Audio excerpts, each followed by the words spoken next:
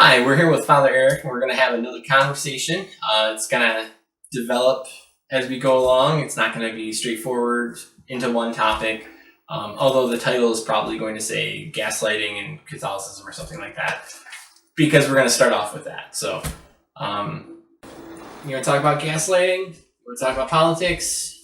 You want to talk about... Yeah, there used to be, especially in Victorian times, used to be gaslights that people would fill with... I know that's not what you mean. Yeah, you want to start that off? Yeah, I mean... What are your thoughts? On gaslighting? Yeah. Well, I think given the case that we're in now, obviously right now we're dealing with Trump calling into question in several battleground states, the elections, the reaction of the media seems absolutely ridiculous. That mentality of, well, no, just be quiet, you're ridiculous, you're not saying that the president-elect is... I mean, that pushing, that forced pushing, it doesn't seem charitable. It doesn't seem like you're after justice. It seems more like you're in it for just pushing a narrative down. I mean, if Trump's stuff just comes back and the courts say, no, you don't have evidence, you don't have this... I mean, that's fine. But it's the fact that why even questioning seems to be a problem. And what's ironic is from the Catholic standpoint, historically, we have this stigma of we can't question anything in our church, but we do that all the time. That's how you show. I mean, like, that was the whole understanding of Aquinas, like when you look at his proofs. Yeah. So it doesn't make any sense. Questions. It doesn't make any sense to me that if they have the truth on their side, why are they pushing so hard to show the other way? Like, that doesn't make sense to me. So. Yeah, in normal circumstances, most circumstances, people wouldn't wait, because most of the time a candidate concedes, in an election. But this case, there isn't a concession. So because of that, and there's, even the fact that even if there's even a question of like fraud on a larger scale, everyone knows that there's fraud, sadly, on some level on all elections in the past, but fraud on a large scale, if there's an accusation about it and there's now, I don't know which state it is, but there's 11,000 individuals submitting, a complaint about fraud that they witnessed, or pressuring observers to not be present. And by law, observers, let's say Republican and Democrat, by law are must be allowed to witness the counting of the votes, right. The ballots. So the very fact that there's any kind of question at all, people shouldn't be afraid, to investigate it. Yeah, and if it turns out that it's not something that's legitimate, then oh well, but would you really want to just try to brush it aside and then you find out later that there's something that should have been handled? And imagine the future too for elections. And this has so much to do with Catholic belief. It's about truth. It's about truth, and because fraud is a form of lying. And it's an injustice, right. And it also violates the dignity of a voter, right? That their vote actually means something. Even though people are very cynical about that in general, but technically, your vote does mean something, or it should. Right, and it's kind of annoying when you hear that coming up. Well, in the past there was a concession. But, the other thing was, it was obvious that the votes were one way or the other. There was no, midnight, catch-up gap for one candidate that just happened to get exactly what they needed at the same time. Yeah, in a very suspicious manner. Yeah, maybe maybe if there's some way people can show that it looked suspicious, but it wasn't what people thought it was, then okay. Right. But it does look pretty weird, right? And it's not. We're not talking about one state. We're talking about at least 6 states, that are because the votes are so close. It doesn't mean it's. I'm sure it's happening in all over the place if it's happening in one place, but but there's no point in bothering looking after all the other ones, because trying to look at it all at once is just too much. Right, and it's kind of like, I'm thinking back to the Al Gore and Bush thing. It's kind of like all the Floridas of this election had that issue happen. Yeah, that's not one state. Multiple states is a big deal. And from because I have a master's degree in statistics, like for me that's a red flag, and the fact that the jump happened so much, like I think it was best described in one of the articles I was reading. The ratios between Biden and Trump was better than the bluest of blue cities, where you have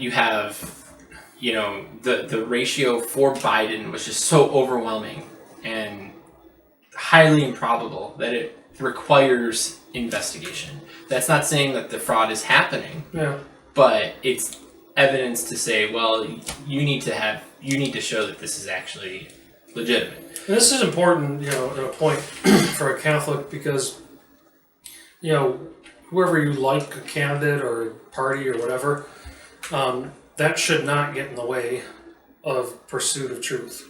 Right. And that's lost a lot. People, as long as their side wins, sadly, there's a lot of people, as long as their side wins, they don't care how it happened, even if they were shown that it was done falsely. That's how crazy some things have gotten, and the lack of sincerity, that people show nowadays. And, everybody says that in the time period they're in, but it's true. I mean, there's such a lack of concern for what's real and true.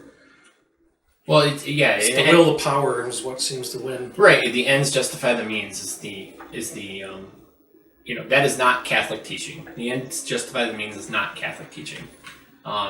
And so the idea that, my candidate won, thus there's not really fraud involved, like that is just a ridiculous sentiment. I know, like, there have been polls from Gallup that have kind of shown that, where, like, in October, it was like 50-50 for Republicans and Democrats. It may not have been Gallup, but... Well, we don't really know how much that even means. Well, it's like, all right, do you think this is fraud? Do you think it's not? Do you think our elections are pretty safe? Oh, you mean about their... So it's just an opinion. Yeah, it's about fraud. And so it was like 50-50 in October. And then after the election, it's like 90% Democrat and then 20% Republican or something like that. Yeah. So it shows that there's a lot of people. And if it was the opposite, that would be a problem too. And part of that has to deal with the media gaslighting.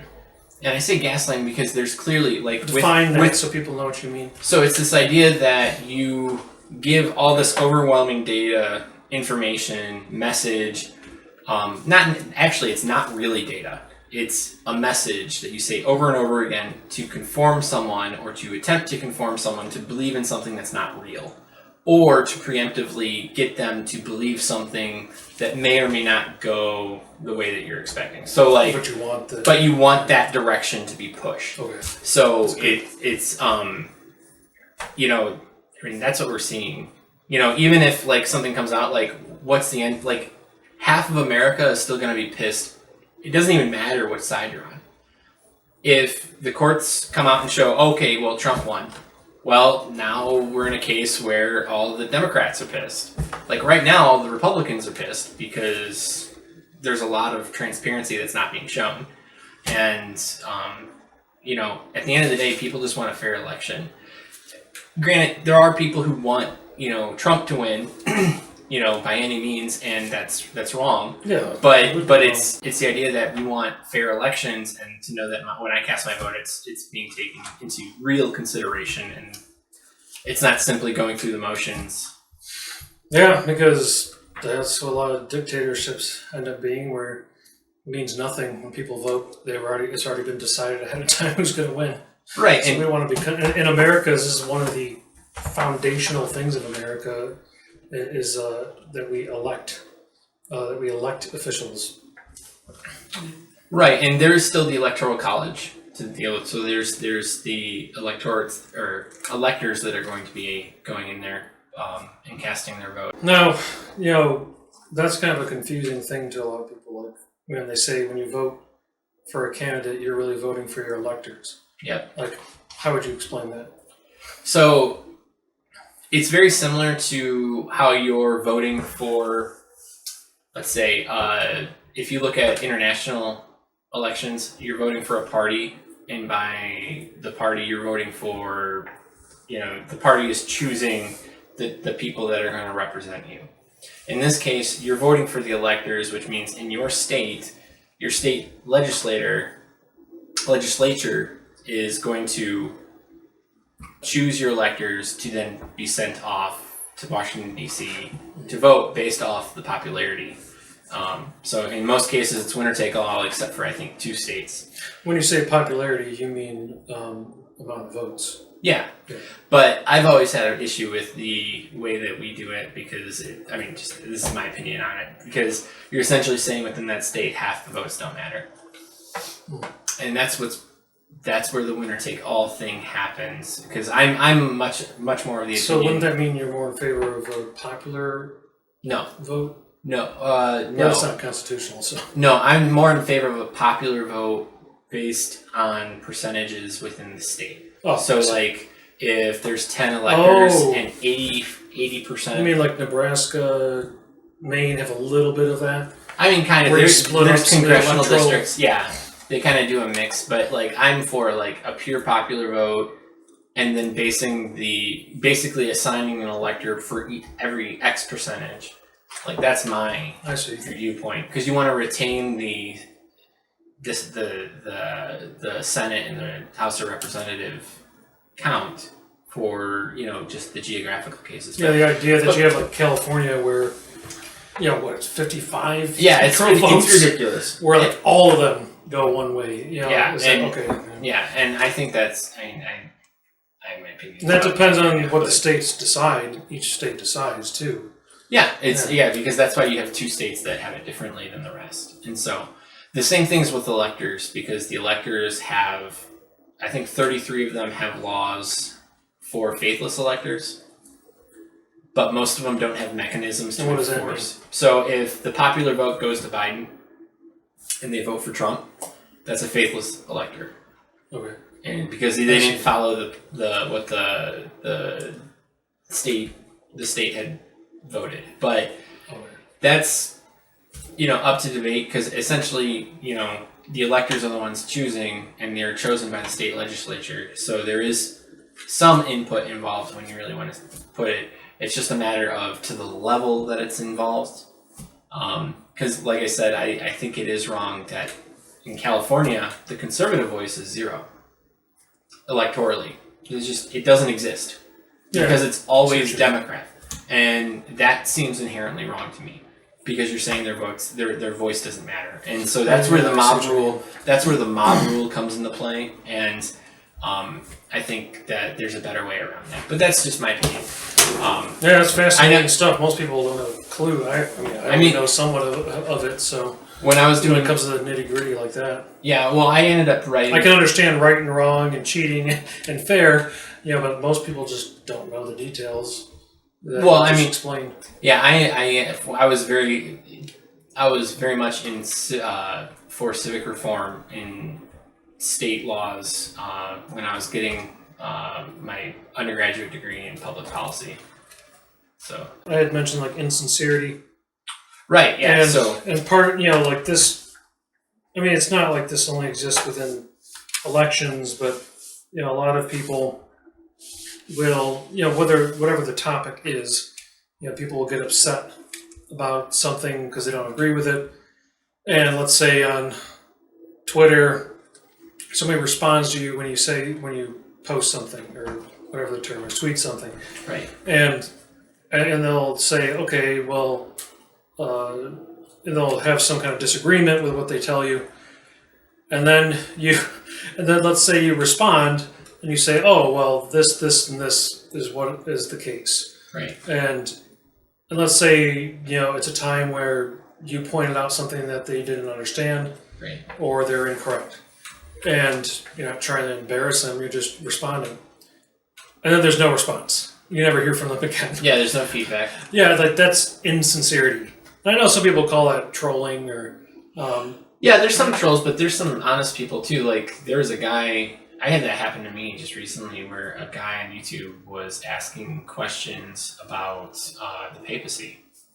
And you just respond, you say here, and then you reference some articles if you have to, if they're getting really technical, and you may not know all the details. And so you're like, oh, well, go here, they'll explain it better than I could in this comment section. And, it's really kind of weird to just not hear anything back. Like, because you'll go back and forth, back and forth, back and forth, and then all of a sudden it just drops dead. And you're like... Yeah, that's what I mean with... sometimes with insincerity, it's different if you're like back and forth and the other person or yourself just realize, okay, I don't really know if this is worth it anymore to spend a whole lot more time on this. But it's another thing when somebody says something, you respond, and you're hoping that maybe they'll say, oh, okay, well, that makes more sense now. Instead it's just, nope, no response. All they wanted to do was attack you, and that was it. Yeah, that's a troll. Yeah, but that comes from society. It doesn't just exist on the internet. Well, I mean, it is an individual action. And that's something our society has become more used to. You don't think. You just repeat something you heard. Right. And you don't actually think about it. And if you don't like the response, you just don't even respond. And you throw something out there, you have no integrity to follow up.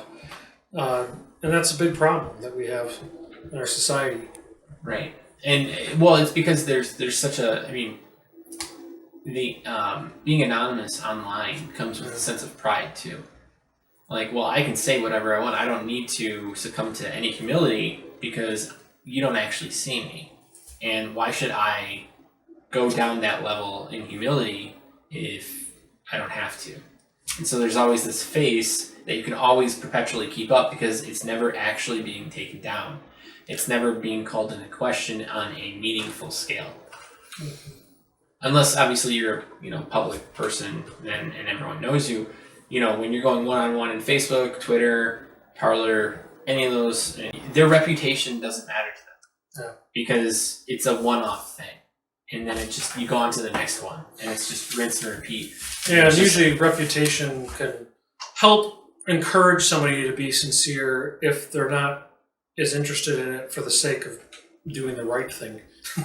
Because normally you would hope people would be interested in doing it for the right reasons. Like if I don't like something, if somebody corrects me on something, and I may be embarrassed by it, or I don't like that their answer is right, I still have to acknowledge it. Right. And say, yeah, you're correct. I'm sorry, I was wrong. Or I was incorrect, or I jumped the gun, or whatever it is. Because at the end of the day, you want people to trust you too. Yeah. But I also want to be... Well, yeah, you want to be truthful. Yeah, you want to be truthful, but, from the standpoint of, what's the point of spreading truth if nobody's going to listen to you? Yeah. And part of the point is... Now, don't get me wrong, you're still, it's like saying, if a tree falls in the middle of the woods and no one hears it... Of course it makes a sound. Of course it makes a sound. But it's like the fact that, you want people to respond to your message. Yeah. And that doesn't seem to be the case for trolls. And for people who, don't want to actually challenge themselves.